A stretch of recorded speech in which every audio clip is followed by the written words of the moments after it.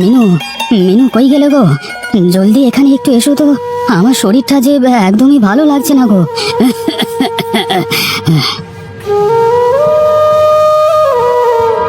ওগো, এই তো আমি, এই তো এসেছি। বলো, তোমার কি কিছু লাগবে? কি আর চাইবো বলো, অসুস্থ হওয়ার পর আমার কাজ বন্ধ হয়ে গেছে, আবার সংসারে খাওয়া দাওয়া বন্ধ হয়ে যাচ্ছে দিন দিন। কি যে চাইবো কিছুই তো বুঝতে পারছি না গো।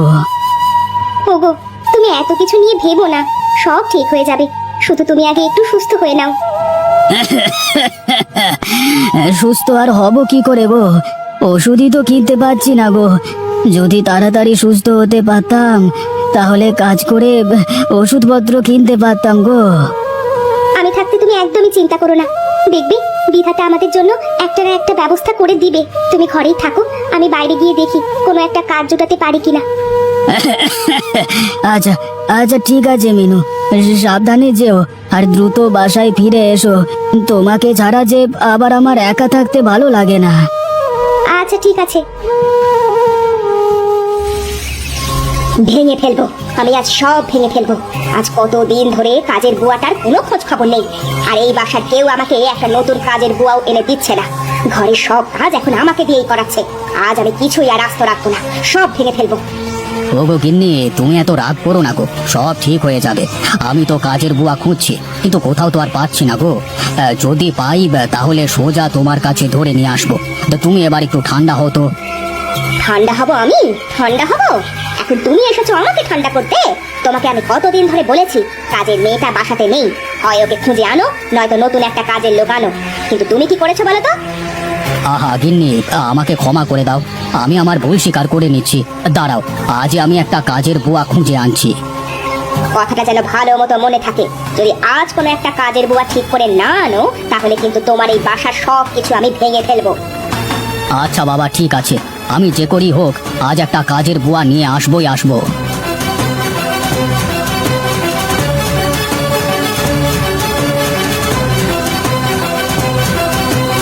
কি রে রতন, দাঁড়িয়ে আছিস কেন রে? উঠে তো বসেছি, এবার সোজা আমাকে বাজারে নিয়ে চল। আগে ঠিক আছে জমিদার মশাই, আপনি একটু ভালো মতো বসেন। হ্যাঁ হ্যাঁ, আমি ঠিক মতোই বসেছি, এবার তুই সোজা আমাকে বাজারে নিয়ে চল। আজ কিন্তু আমার মনটা খুবই খারাপ, তোদের বড় মা আজ আমাকে খুবই বকেছে রে, বুঝলি? আগে জমিদার মশাই, কি কারণে বকেছে বড় মা? যদি আমাকে একটু বলতেন তাহলে আমি হয়তো আপনাকে একটু উপকার করতে পারতাম আর কি। আর বলিস না, সেই কাজের মেয়েটা যাওয়ার পর থেকে এই ঘরের সব কাজ তোর বড় মাই করছে, যে কারণে তার সব কাজ করতে মন মেজাজ খুবই গরম হয়ে যায়, বুঝলি? ও এই কথা? তা আমার কাছে একজন ভালো কাজের বুয়া আছে। না না, ভালো কাজের বুয়া বললে হবে না, ভালো একটা মেয়ে আছে যে আপনার বুয়ার কাজ করে দিতে পারবে। তা কি বলছিস তুই রতন? তাহলে আগে আমাকে তার কাছে নিয়ে চল প্রথমে, পরে বাজার করা যাবে। আগে কাজের বুয়া ঠিক করে নিয়ে আসি, নহিলে তোদের বড় মা আমাকে আজকে আর আস্ত রাখবে না, বুঝলি?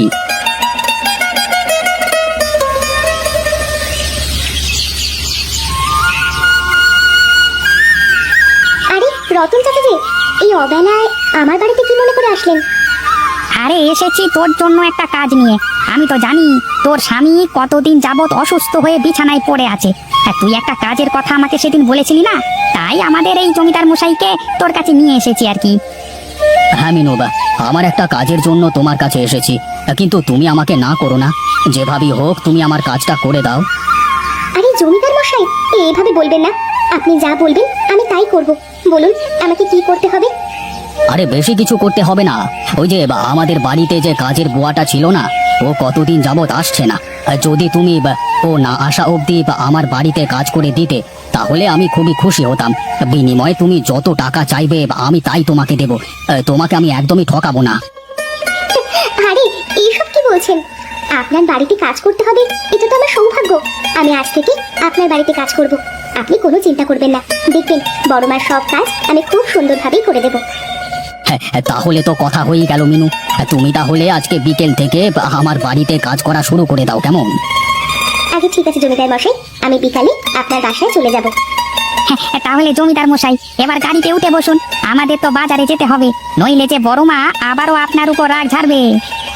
হ্যাঁ হ্যাঁ, তুই ঠিকই বলেছিস, চল চল, আর দেরি না করে এখনই সোজা আমাকে বাজারে নিয়ে চল।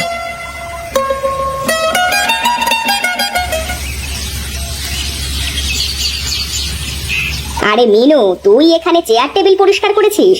ওইখানে যে তোদের জমিদার মশাই বিশাল বড় একটা রুই মাছ এনেছে, সেটাকে যে কাটতে হবে। চল চল আমার সাথে রান্নাঘরে চল। ঠিক আছে বড় মা, চলুন, আমি আপনার মাছটা কেটে দিচ্ছি।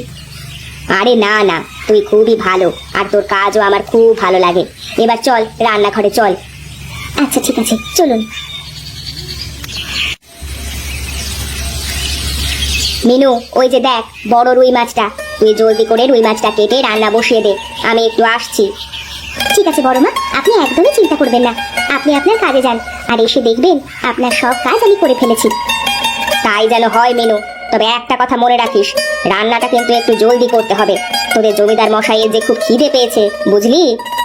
ঠিক আছে বড় মা, আপনি কোনো চিন্তা করবেন না। কি রে মিনু, রান্না কি হলো? যদি হয় তাহলে জলদি করে নিয়ে আয়, আমার যে খিদের জ্বালায় আর তর সইছে না।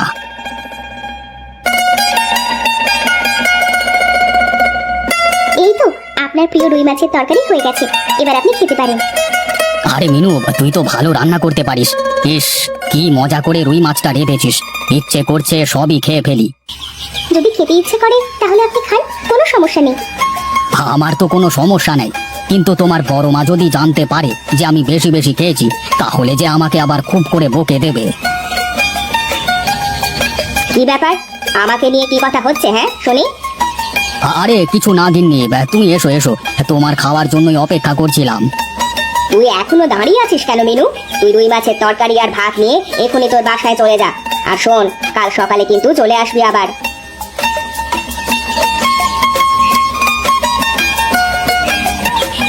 ওগো, জলদি করে দুটো ভাত আর রুই মাছের তরকারি খেয়ে নাও তো।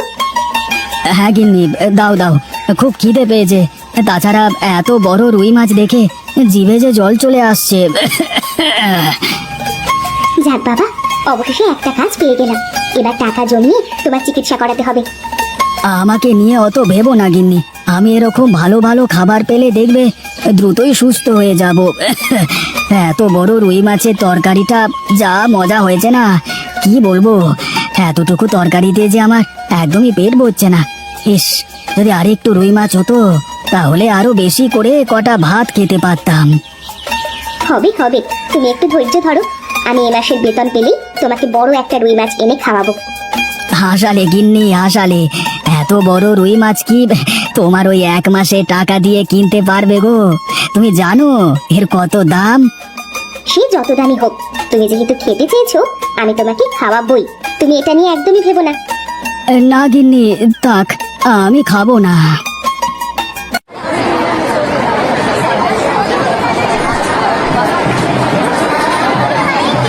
আরে দেখো দেখো, আমাদের জমিদার মশাই চলে এসেছে।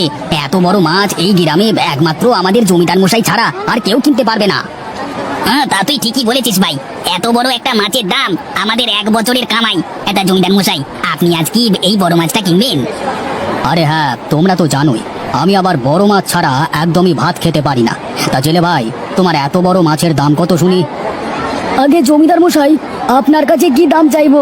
এই বাজারে তো একমাত্র আপনি এই মাছ কেনবার যোগ্য, তাই আপনার কাছে আর বেশি দাম চাইলেই তো আর হবে না। হ্যাঁ হ্যাঁ, বুঝেছি বুঝেছি। তা এবার বলো, কত টাকা দেবো তোমার এই বড় রুই মাছটার জন্য?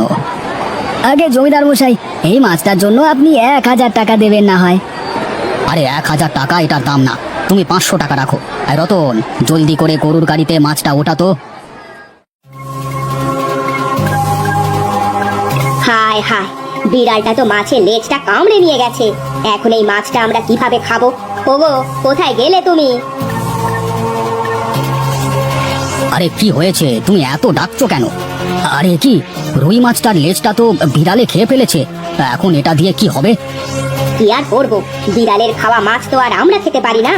মিনু, মিনু, কোথায় গেলি তুই? এদিকে আয় তো। বড় মা, কি হয়েছে? এই দেখ, বিড়ালের রুই মাছের লেজটা খেয়ে ফেলেছে, এটা আর আমরা খেতে পারবো না। বরং তুই এই মাছটা তোর বাসায় নিয়ে যা, তোর অসুস্থ স্বামীকে রান্না করে খাওয়াবি। কত বড় মাছ! আচ্ছা ঠিক আছে বড় মা।